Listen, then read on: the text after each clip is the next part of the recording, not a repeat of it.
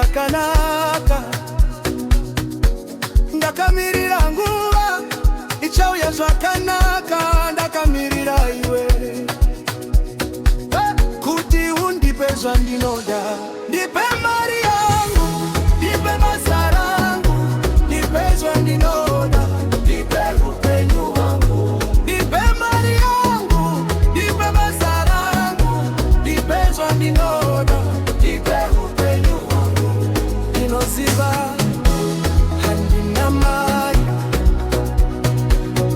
ndinoda mari yangu, ndinoda basa rangu.